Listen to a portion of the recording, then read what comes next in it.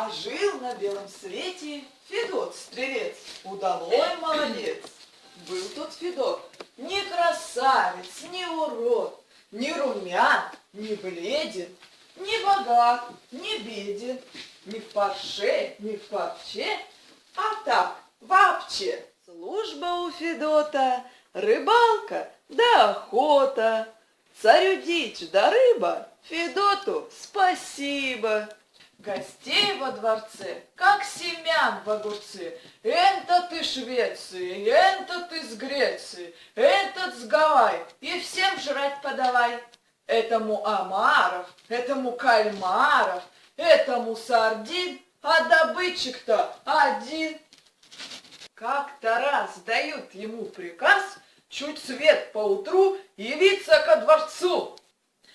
Царь на вид сморчок, башка с кулачок, а злобности в нем огромадный объем. Смотрит на Федьку, как язвенник на редьку. На Федьке от страха намокла рубаха, в висках застучала, в пузе заурчала.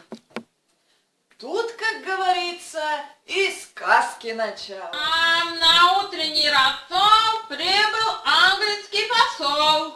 А у нас да у закуски полгорбушки да масол. Снаряжай-ка, братец, путь, да съестного нам добудь. Лухарь, куропатки, а еще чего-нибудь. Не могешь? Кого винить? Я должен тебя казнить. Государственное дело. Ты улавливаешь нить? Нечто я да не пойму. При моем-то приуму чай не лаптемщи хлебаю, соображаю, что к чему. Получается на мне вся политика в стране. Не добуду куропатки, беспрестанно быть в войне.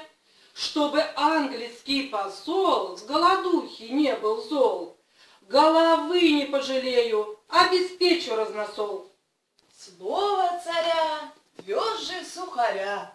Пошлют на медведя, пойдешь на медведя. А куда деваться? Надо, Федя. А продолжение вы прочитаете в книге Леонида Филатова, которая так и называется «Про Федота Стрельца, удалого молодца».